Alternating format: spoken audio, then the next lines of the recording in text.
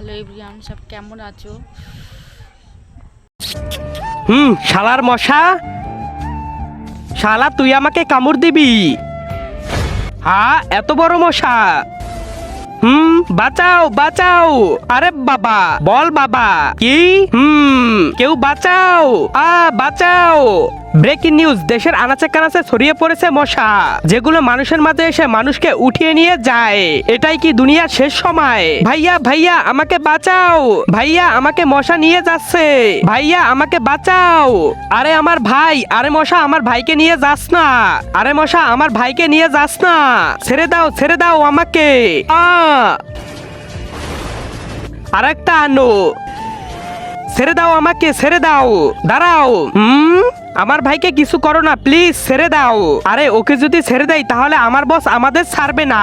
হ্যাঁ আমি এই। তুই কে রে?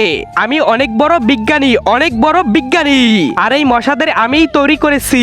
আরে তুই মানুষদের মেরে রক্ত কেন বের করছিস? আমি এই রক্ত দিয়ে অনেকগুলো ড্রাগন বানাবো, যাতে দুনিয়া সব জীবজন্তুকে মেরে ফেলে।